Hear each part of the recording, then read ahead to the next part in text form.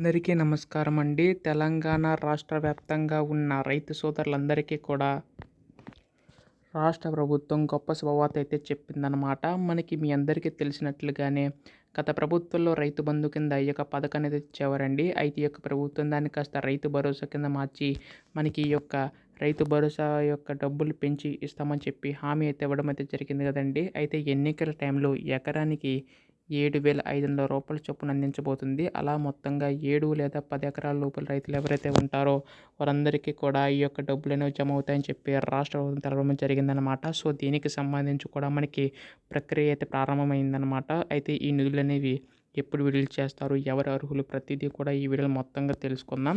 అంతకంటే ముందు చాలామంది వీడియోని అయితే చూస్తున్నారు కానీ సబ్స్క్రైబ్ చేసుకోవడం లేదండి. మీరు కనుక సబ్స్క్రైబ్ చేసుకుంటే మీ సపోర్ట్ ఉంటే ఈ యొక్క రైతు భరోసా సంబంధించి ఏ చిన్న అప్డేట్ వచ్చినా కానీ మీకైతే ముందుగా తెలియజేస్తానండి.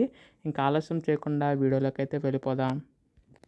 సో, మీరు ఇక్కడ చూస్తున్నారు కదా, రైతు భరోసాకు ఆన్లైన్ అప్లికేషన్ అని చెప్పేసి ఉంది. రైతు భరోసా పెట్టుబడి సాయం పంపిణీకి ఆన్లైన్ అప్లికేషన్ స్వీకరించే యోచనలో ప్రభుత్వం ఉన్నట్లు తెలుస్తుందండి. దీనికోసం ప్రత్యేక వెబ్సైట్ లేదా యాప్ రూపొందించినట్లు సమాచారం.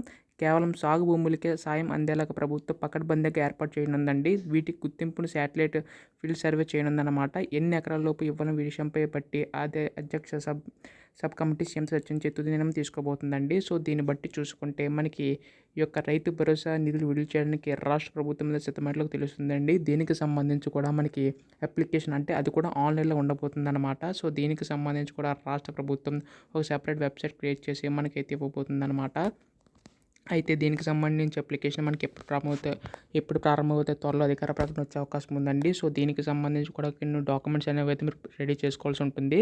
సో, ఏ డాక్యుమెంట్స్ కావాలి, ఎప్పుడు అప్లికేషన్ ఓపెన్ చేస్తారో వాళ్ళ అధికార ప్రకటన రాగానే మీకైతే వెంటనే అప్డేట్ చేస్తాను. సో, రేపు ఎల్లుండిలోగా దీనిపై అధికార ప్రకటన వచ్చే అవకాశం ఉందండి.